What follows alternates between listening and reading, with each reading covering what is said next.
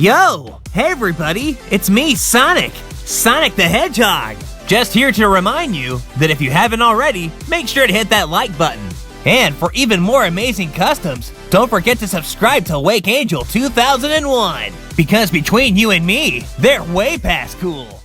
Hello out there, this is Wake Angel 2001, and this figure was sent to me by a prospective commissioner who wants me to customize it for him.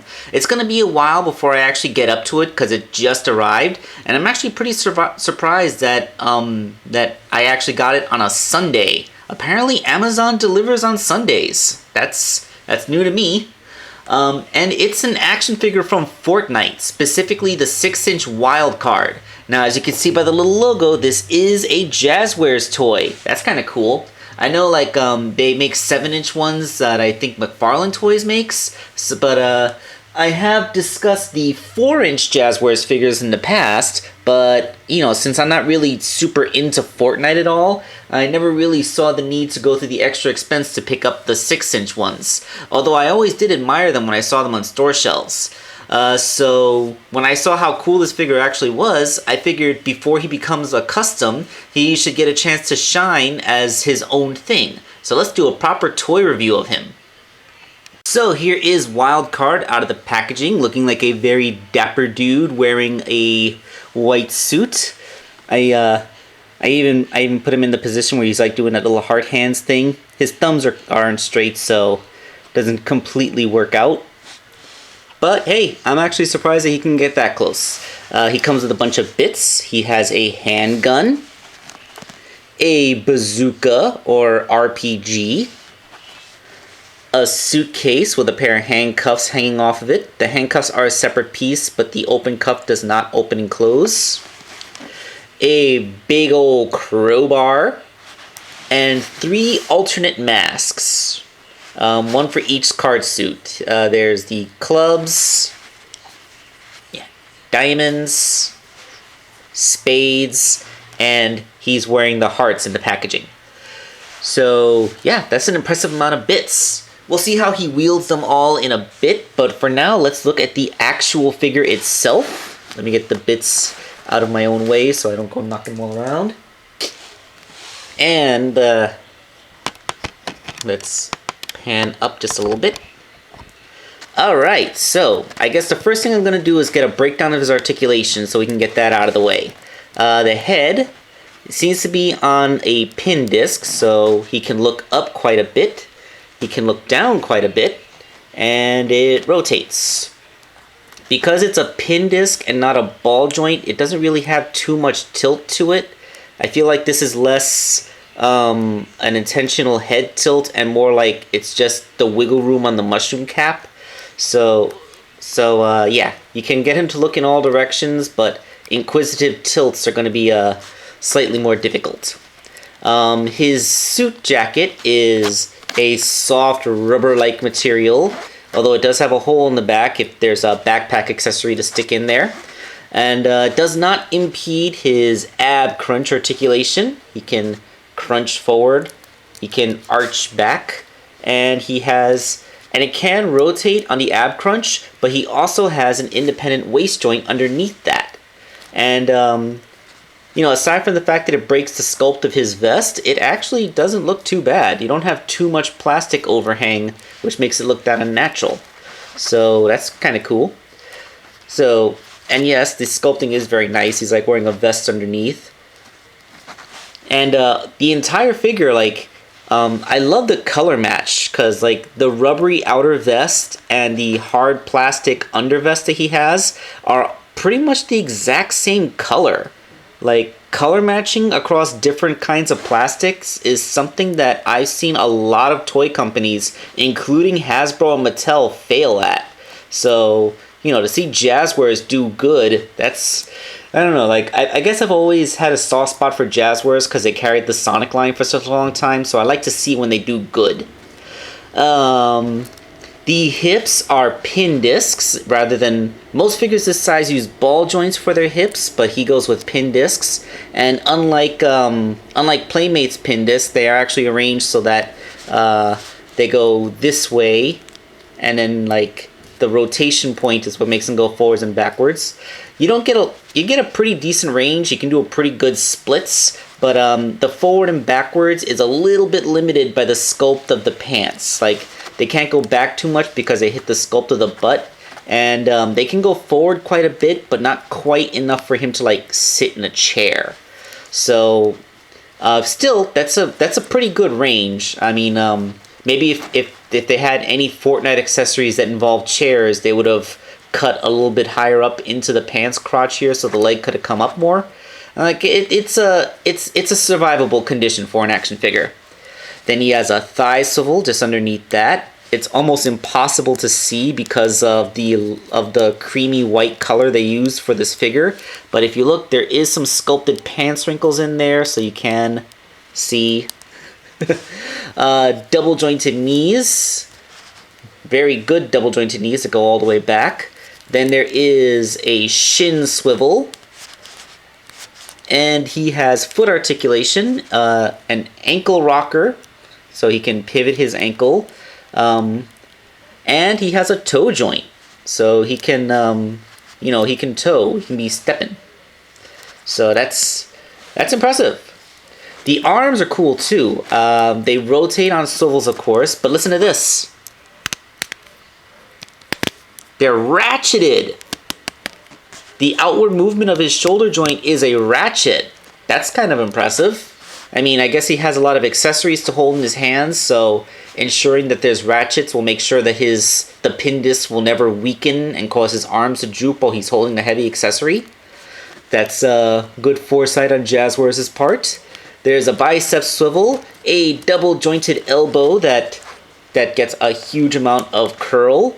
There's a pin disc on his wrist, so he can gesticulate and rotate. And his hands even have articulation. His fingers open and close. Like, you don't normally see hand articulation on a figure that's this size. That's pretty darn impressive. So, he looks pretty fantastic, and he's super posable, which, that's some pretty high-end action figure stuff going on there. I mean, again, I don't really know too much about Fortnite, but I don't think that there's a big narrative to it, so aside from his really cool striking look and how fantastic the figure is posed, I don't really think there's much character legacy for this character to actually live up to. So, it's just a good toy representation of a video game avatar. A very, very good toy representation. So unless they introduce anything into Fortnite like resembling a story mode, I guess this is pretty much as far as I can go. So now we can talk about his accessories. If you want to swap out one of his alternate masks, all you gotta do is grip his chin and pop it right off. It's held in with a square peg and a T-peg.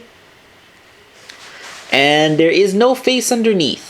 I kind of would have liked it if there was like a regular face that you could peg in, but I guess it's just not an avatar option. So let's swap out the clubs. And now he's representing the clubs. I like how the masks have the card suits, but there really isn't any other identifying feature on his suit to represent it. So like, you don't have to worry about like, well, now he has clubs on his mask, but he still has hearts on his jacket. So no, it's all the mask.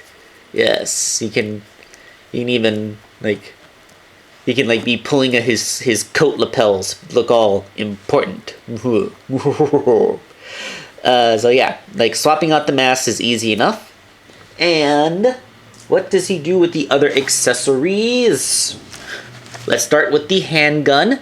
Seems that the trigger guard is sculpted so that his finger can really go in there. So let's see what it looks like when you get this in his hand.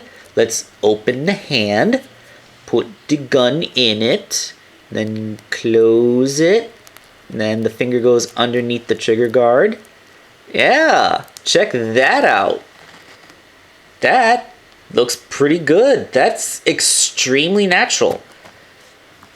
And it's super sturdy too. Look, I'm shaking. Yeah, he will not drop this gun. There is good friction on the finger joints, I feel I should mention. So, yeah. Oh, and it seems that he does have trigger fingers on both hands. But, I don't know, I feel like when I can, hold on. Yes. Oh, there we go. Yeah. He has open trigger fingers, but you can close it into something resembling a fist, except that the index finger, at maximum closing, his index finger looks like the 5mm hole that Transformers hands have. Or he can like be doing this. Yeah.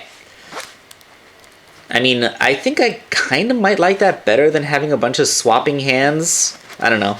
I mean, some people, articulated fingers versus swapping hands. What's your poison? He can also easily hold the crowbar accessory. And because of the extremely good articulation in the arms and hands and everything, you can totally get him to two-hand wield the crowbar. So, pretty fantastic on that account. Can he hold the briefcase by the handle? Like, the handcuffs kind of look like they get in the way.